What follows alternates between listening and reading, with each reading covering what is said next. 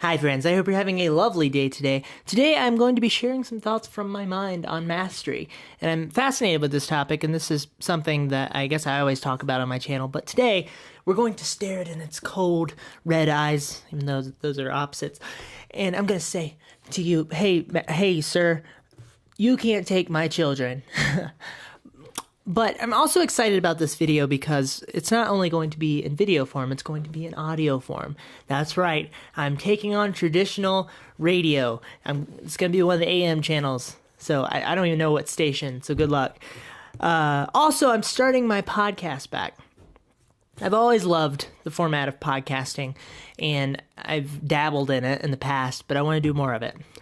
I think that I always have a podcast in my ear playing. Anytime I'm doing anything remotely adult-oriented, adult responsibility-oriented, or, hi wife, hi, or remotely adult, yes. Is that a one take? Yes. Oh no. Remotely adult responsibility-oriented or boring in any way, I have a podcast in my ears. So I'm excited. It will be the James Red podcast, I suppose. Do you have a question? Well, I wanted to tell you a story. You just had your arm. Tell me a story. I can't tell you it on camera. Yeah, you can. Oh, is it inappropriate? Is it adult-oriented? No, not necessarily. It's work-oriented. Oh, okay. Tell me it later. I want to tell you it now. Oh, I'm filming. I got the water bottle, by the way. Oh, this is good. She got the water bottle, everyone. So mastery is something that is fascinating to me because it is someone taking chaos and turning it into order. And this is a good thing. There's a lot of value to this, not only for growing yourself as a person, but it's meaningful. You can create meaningful results for the world. So I'll get to more of that in a second. But first off, anxiety. Does anxiety play a role in mastery? Does it play a positive role is the question.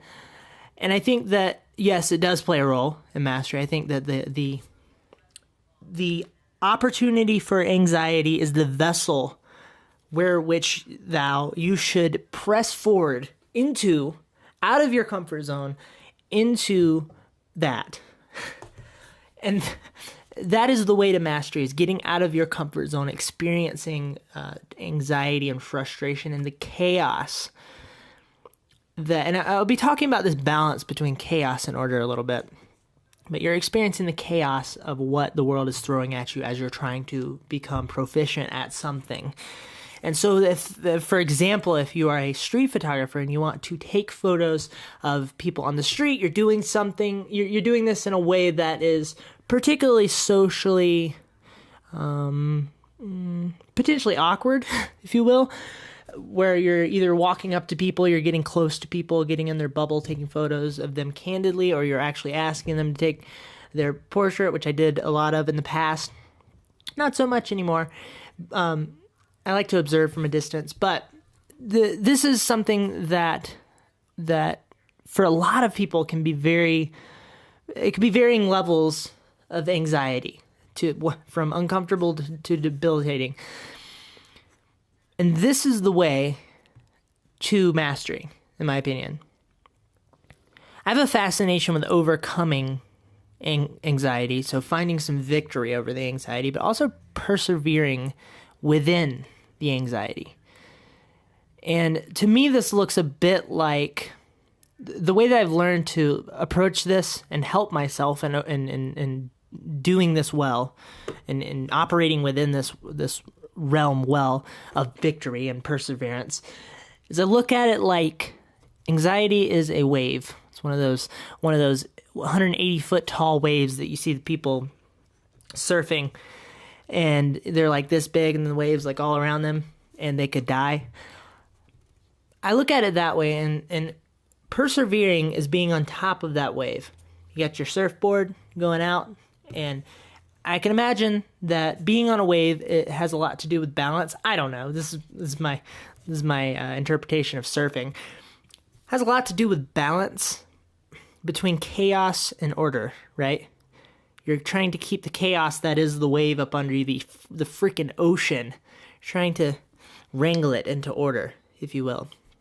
As long as you're staying on top of that wave, you're persevering. You're finding victory through the process over anxiety. But you can start to sink down. This is the fear, and it can happen. So it's a mind game. You have to figure out how to orient your mind in ways that helps you as opposed to hurt you, I guess. And so that's how I've learned to approach it, and it's been particularly helpful. I think that there's some level of you must punch anxiety in the face, meaning you must jump on top of the fiery horse. So it was a wave, now it's a fiery horse wave. You have to jump on top of it, wrangle it, and ride it, and through all of the chaos, and try to bring order to that. That's why I think it's such a fascinating endeavor, particularly if you have some sort of level of drive to take on things that are really intense and have a bit of an adrenaline rush to them. A lot of people like to jump off of cliffs. Another way to do that is to become a street photographer and with freaking, if you have social anxiety, go out. That can be incredibly scary too. To take photos of people you're scared they're going to look at you, this and that. And there's also value to learning about others' anxiety, meaning sharing the things, being open and sharing the things that you're scared about with other people who are your friends. And allowing them, when you do that, you're going to open the door to allow them to share their anxiety with you as well. And I hate to make this sound like some sort of therapeutic meeting, but it's kind of that. When you do this, you make your anxiety smaller while simultaneously understanding that you are not the only one that experiences these things. That we all have our things. And that a lot of times their anxiety is very similar to your anxiety. There are things you're like, oh, I did not know. I thought I was the only one that ever felt that emotion. And that's been hugely helpful for me. It's a crazy effect that happens. I'm sure there's a lot of sort of social science behind that. Another aspect, an aspect of when you're reaching maturity and mastery is that you make it look easy. And there's also a calm presence to a person who is masterful over something. This is somebody who has taken the chaos, gotten on the chaotic horse of fire and death, and they have done it so many times that even though everything is still just as chaotic around them, they have achieved order enough times that they're calm. They have a what's the word when you're confidence. They have a confidence about them. Now, the way that you get to this place is you spend enormous amounts of time practicing. This is the ultimate way to get to this place. But also, I believe that as you're getting to that place of overall mastery of whatever you're up to, right? You can create little shortcuts that aren't quite the same as actually mastering it, but they have their benefits. And the shortcuts would be something along the lines of mastering the thing mastering the process of mastery, if you will.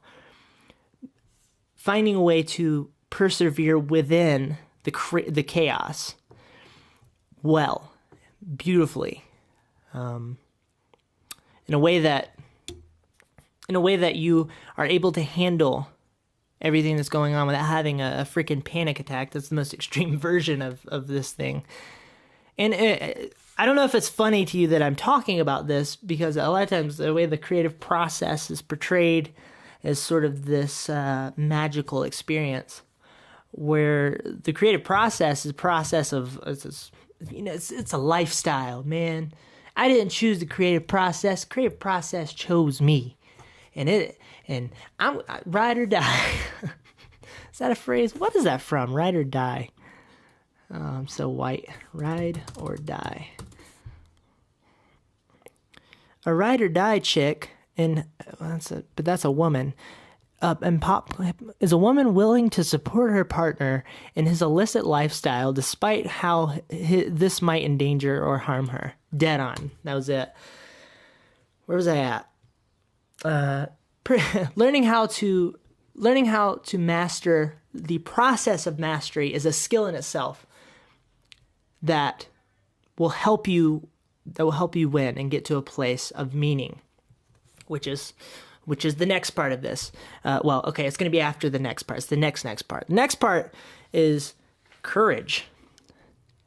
Does mastery make you courageous? And I would say that from what I was saying a second ago, it does. It makes you, when you have enough order over something, you start to become more courageous. You may even become fearless for short periods of time in certain circumstances. That's an interesting place to try to go after. But more often than not, you're going to be facing things that you must be courageous towards. You must be dangerous towards winning. I think skateboarders are a fantastic example of this, where you have an activity that involves you jumping on top of something that is potentially high enough up that if you fell off of that thing going at the right amount of speed and you fell just the right way, we've all seen the videos where the arm snaps in half, turns into a L. Arms are supposed to be more like eyes.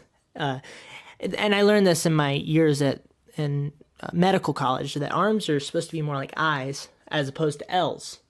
If your arm is an L, it is a good idea to take some ibuprofen and then grab some sort of adhesive tape and or glue, depending on how bad the injury is, and kind of make it into an eye again, if you will. Biting down on a rag also helps. And I'm sure there's some analogy for the creative process within that as well. But it takes courage to hop up on a rail, do the flippy-do with your board, grind down the rail, land, and carry that out 15,000 times. And then deal with falls, and then you hurt yourself, and then you get up and you do it again, and you're masterful over this thing. And a good 15, 20 years, you're masterful over one aspect of skateboarding. And then you move on to the next aspect. It's actually really, I've watched my friend John Hill. You can find him on YouTube as well. I've watched him, how he skates, and the process of him trying to land a trick is insane. It's like, it can be just 8 minutes to an hour and a half trying to land one trick. That's a little excessive. I think at that point his legs would just fall into noodles or L shapes. So what is the value of being courageous in this? Well, the value of being courageous is this is how you learn to order the chaos, to wrangle the fiery death wave horse and start to obtain the mastery. The value of mastery is a couple of things. Not only is it fantastic for you as a person to grow, but ultimately, when you're masterful over something, you have more of an opportunity to bring value to the world. And a couple of examples of this, I think, are so first we have Casey Neistat, who, if you spent more than 11 seconds on YouTube, you probably know who he is. But if you don't, he's a filmmaker, started out in the realm of HBO television and then online advertising, this world. Really interesting style of filmmaking. Now then he became a vlogger. He took over the vlogging world. Everybody now shoots with the same